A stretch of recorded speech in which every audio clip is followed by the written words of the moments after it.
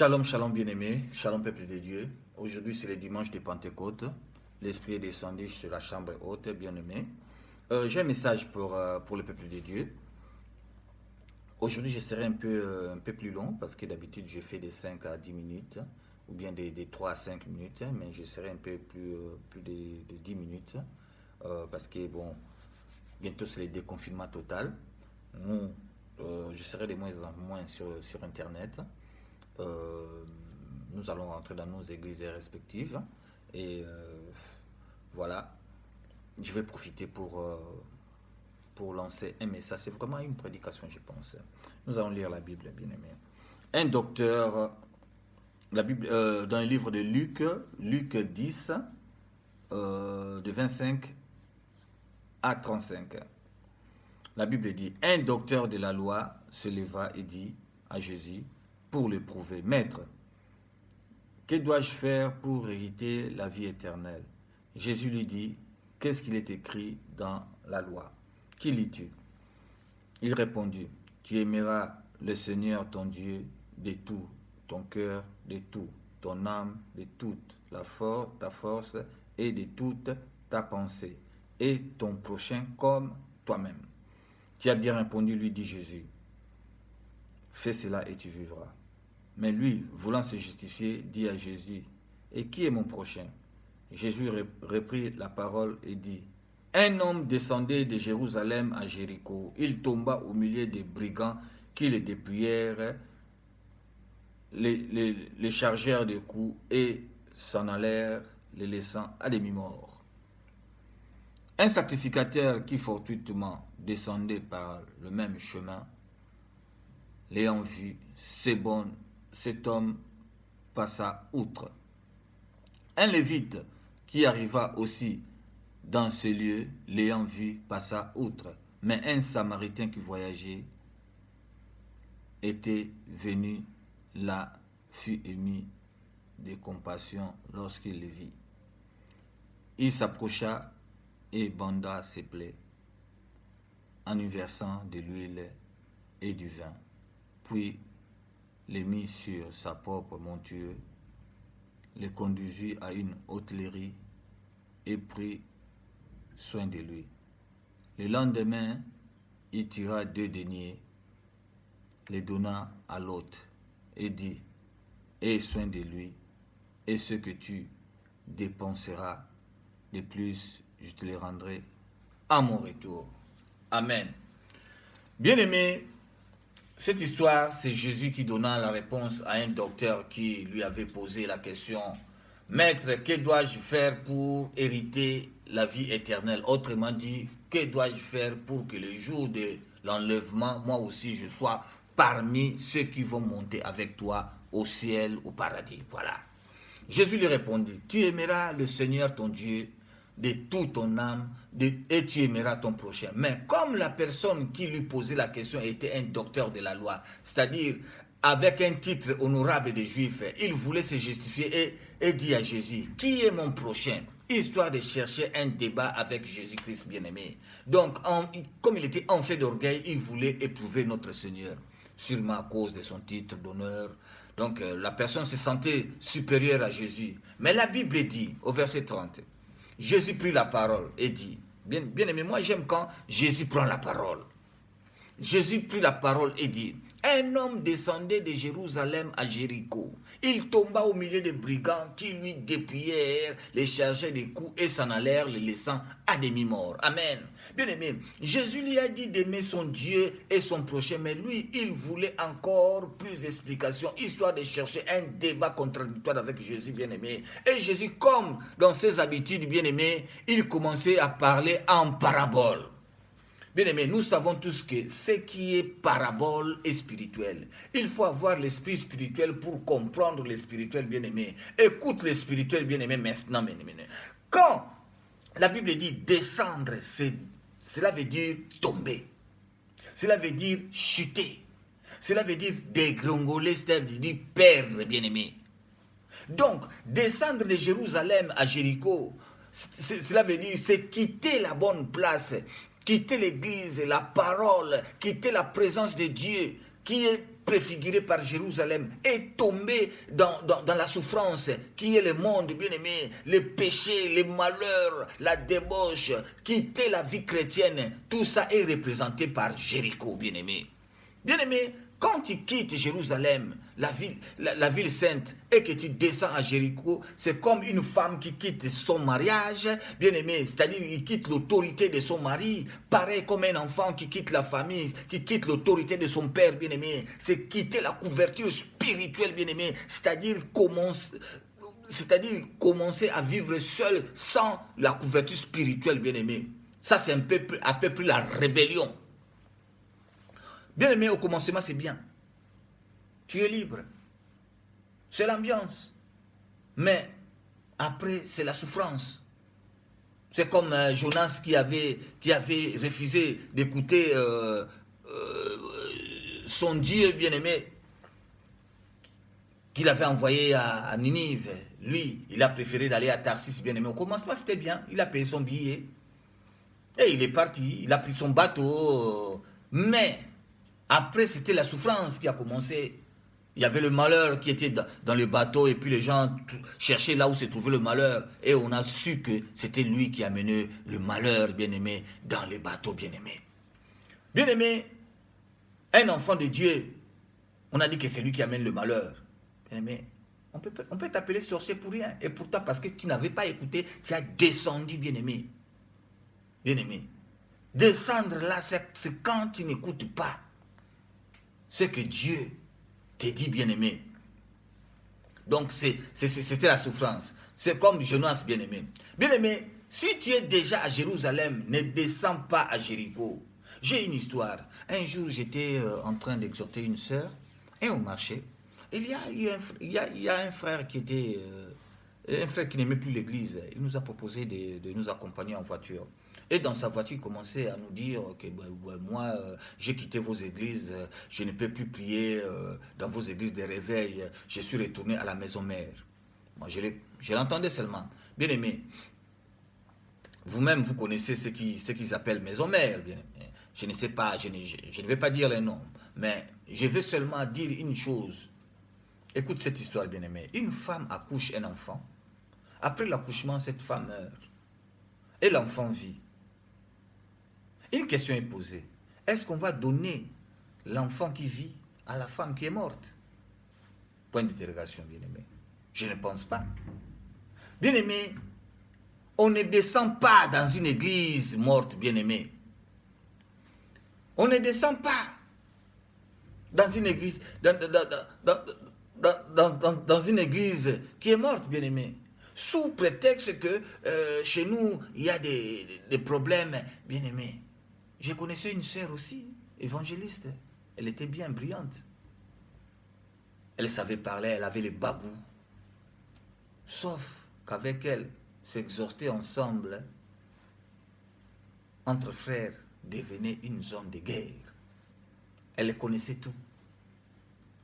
Elle n'écoutait personne. Et depuis, tout le monde l'évitait, puis elle était seule. Moi, je ne les voyais plus. Je la voyais plus tôt. Mais il n'y a pas longtemps, j'ai vu sa photo, comme quoi elle est morte. J'ai demandé à un ami, pasteur, il m'a dit, pasteur, regarde seulement sur YouTube, tu vas voir comment ta sœur était devenue. Bien aimé, j'ai regardé le YouTube, j'ai constaté qu'elle combattait l'évangile de Dieu. Elle s'est fait même baptiser ailleurs dans des doctrines bizarres. Même pas une année, bien aimée, depuis qu'il était parti. Elle est morte. Elle est morte dans l'indifférence, bien aimée. C'est malheureux, c'est dommage. Bien aimé, il faut savoir quand tu goûtes à la nourriture spirituelle, bien aimé, tu goûtes et tu vas dehors. Le diable t'attend, bien aimé. Le diable va te donner ce que tu avais jeté avant, c'est-à-dire ce que tu avais vomi. Et quand tu manges encore ce que tu as vomi, tu deviens malade et c'est la mort. Bien aimé, comme je dis, on ne descend pas à une église morte. c'est quitter Jérusalem pour descendre à Jéricho. On ne passe pas la mer Rouge 2 fois, bien-aimé. Devant moi, bien-aimé, il y aura peut-être le Jourdain. Devant moi, peut-être, il y aura le désert, bien-aimé. Mais plus jamais la mer Rouge, bien-aimé. Que personne ne me dise encore que toi, tu vas souffrir, bien-aimé. Non, j'ai déjà passé la mer Rouge, bien-aimé. La Bible dit que les Égyptiens que vous voyez aujourd'hui, vous ne les verrez plus jamais. Alléluia. Bien-aimé, nous continuons cette histoire. C'est toujours le parabole de Jésus au docteur de la loi. Le verset 31-32, la Bible dit, un sacrificateur qui, fortuitement, descendait par le même chemin, ayant vu cet homme, passa outre. Un lévite arriva aussi dans ce lieu, l'ayant vu, passa outre. Bien-aimé, c'est pour répondre au docteur qui voulait se justifier que tu sois docteur, sacrificateur, pasteur, lévite, apôtre. Les titres que nous accumulons dans ce monde ne peuvent pas sauver, bien-aimés. Je vous exhorte, bien-aimés, de ne pas négliger aussi et chercher à se justifier à un message de Dieu. Parce que tu te crois supérieur spirituellement à la personne qui te parle, bien-aimé. Jetons tout ce que nous avons comme titre, tout ce qui est en rapport avec l'orgueil, bien-aimé, et qui ne peut pas sauver la vie d'un homme, bien-aimé. Bien-aimé, écoute le verset 33. La Bible dit, mais un Samaritain, bien-aimé, quand je dis mais est une conjonction de coordination qui annule tout ce qui était avant. Si par exemple j'ai dit, je dois venir demain, mais, c'est-à-dire mais, cela veut dire que je risque de ne pas venir demain. Le mais introduit une idée contraire, bien-aimé, à ce qui a été exprimé. Je reprends, bien-aimé. Mais un Samaritain qui voyageait, étant venu là, fut ému de compassion lorsqu'il les vit. Bien-aimé, les sacrificateurs qui préparent l'offrande sacrée passa outre. Le Lévite qui est censé de connaître la loi, il est né dans la lignée des gens consacrés pour l'œuvre de l'Éternel. Mais le Lévite aussi passa outre, bien-aimé. Mais un Samaritain, celui qui est considéré par les Juifs comme un impur, un étranger, un incirconcis, ému de compassion. Chez nous les chrétiens, un Samaritain c'est comme un païen, un idolâtre, bien-aimé. Les Samaritains du verset 33, bien-aimé. Bien-aimé, il faut jamais négliger quelqu'un parce que tu ne sais pas celui qui va t'aider. Peut-être celui qui est à côté de toi, celui que tu trouves impur, ton ami païen là, qui est à côté peut-être, c'est lui ton Samaritain du verset 33, bien-aimé. Peut-être c'est lui qui va t'aider un jour.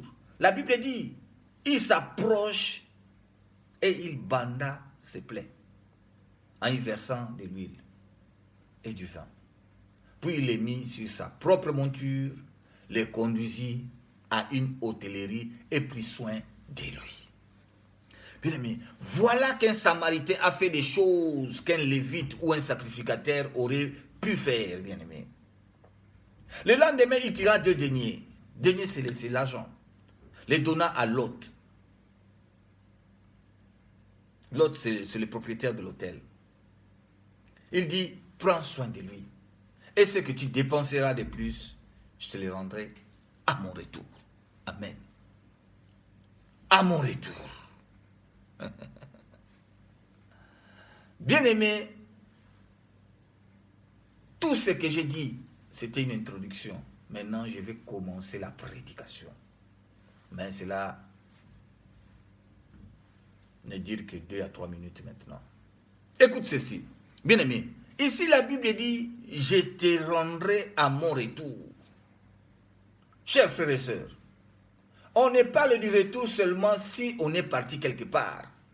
Bien-aimé, la seule personne qui nous a parlé de son retour, et nous attendons son retour, et qui nous a parlé de son retour, c'est Jésus. Amen. Mais qu'est-ce qui se passe aujourd'hui avec ces Samaritains? Pourquoi il nous parle de son retour, bien-aimé? Qui est au juste ce Samaritain? Élie est mort, bien-aimé. Non, il n'est pas mort. Élie est monté au ciel. Il n'a pas parlé de son retour. Et Paul dit, je monterai au ciel pour être à côté de mon Seigneur. Et il n'a pas parlé de son retour. Mais ici, un Samaritain dit, tout ce que tu dépenses, de plus, je te le rendrai à mon retour. Un Samaritain bien-aimé. La Bible dit, il tira 2 deniers, les donna à l'autre. 2 deniers bien-aimés, le chiffre 2, chiffre significatif. Écoute ceci bien-aimé. Quand les apôtres parlaient de l'enlèvement de Jésus, la Bible dit, ils ont vu 2 hommes vêtus de blanc. Ceci pour vous dire, bien-aimé, que quand Jésus était monté au ciel, personne ne l'avait empêché pour monter. C'est-à-dire de la même manière qu'il n'a pas été empêché pour monter, c'est de la même manière qu'il ne sera jamais empêché pour revenir. Ceci pour vous dire, bien-aimé, que cette histoire d'enlèvement est vraie. Et réellement, il va revenir, bien-aimé. Il a donné 2 deniers. Cela explique 2 trajets, bien-aimés, un aller et un retour. 2 deniers, 2 hommes, bien-aimés, vêtus de blanc. L'autre, c'est nous, les serviteurs de Dieu, bien-aimés. Nous allons prendre soin du blessé, bien-aimé, donc du racheté. Donc nous allons prendre bien soin de l'église, bien-aimé, jusqu'au retour du bon Samaritain. Oui. Qui commence à comprendre, bien-aimé? Il n'a pas dit les jours. Les apôtres ont demandé à Jésus. C'est quand les jours? Jésus dit, seul le Père qui connaît. Mais Jésus a expliqué seulement qu'il y aura des tremblements de terre, des faux prophètes, etc., etc. Pierre, dans ses habitudes, il s'approche de Jésus. Il vient encore demander à Jésus, Seigneur, dis-moi les jours. Jésus dit, moi aussi je ne sais pas. La Bible dit, bien-aimé, que les Samaritains a donné 2 deniers à l'autre. Et dit, aie soin de lui. Bien-aimé, nous allons prendre soin du blessé. Pas nous accumuler des titres, bien-aimé, qui ne sauvent pas. Qui ne sauvent pas les blessés, bien-aimés. Les blessés sont des brebis dans l'église. Nous sommes là pour expliquer aux rachetés, au peuple de Dieu bien-aimé, comment se préparer pour l'enlèvement en attendant l'arrivée de notre Seigneur Jésus-Christ bien-aimé, qui est notre Seigneur. Bien-aimé, c'est comme dans une autoroute, il y a des panneaux qui montrent le chemin, qui montrent qu'il faut ralentir, s'il faut pas dépasser une autre voiture. Un panneau peut montrer un virage dangereux, mais un panneau ne sait pas quand l'accident doit se produire. Soyez prêts, bien-aimés. Il revient bientôt. Bien-aimés, Jésus nous a dit de prévenir son peuple pour qu'il se prépare pour l'enlèvement. Nous, serviteurs de Dieu, nous sommes comme les panneaux qui montrent les dangers, mais nous ne savons pas les jours. La Bible dit, ce que tu dépenseras de plus, je te le rendrai à mon retour. Bien-aimé, comme tout ouvrier mérite son salaire, c'est-à-dire tous les efforts que nous faisons, Facebook, Église, appelez les brebis, bien-aimés, tout ce que nous dépensons comme énergie, affermir, exhorter son peuple, nous allons être récompensés, bien-aimés. Amen. Voilà notre Seigneur Jésus qui s'est mis à la peau d'un Samaritain, le plus petit des titres, bien-aimés, pour montrer comment il est humble de cœur, pour nous dire que c'est lui seul qui sauve. Ce n'est pas nos titres, ni notre orgueil, bien-aimé, mais c'est lui, et lui seul, qui sauve. Alors, dans sa bonté, bien-aimé, il a préféré que nous tous, nous montions aussi au ciel avec lui, les jours de l'enlèvement. Et avec ça, Dieu nous a donné une faveur, bien-aimé. C'est pour cela, la Bible déclare, à cause des élus, les jours de sa venue seront abrégés. Sinon, personne ne sera sauvé. Amen. Cette exhortation, bien-aimée, était pour nous, les élus, les hommes de Dieu, et tout le peuple de Dieu. Que personne ne rate ces trains d'espoir, les trains du salut. Jésus vient bientôt. Que Dieu vous bénisse. Amen. Soyez bénis.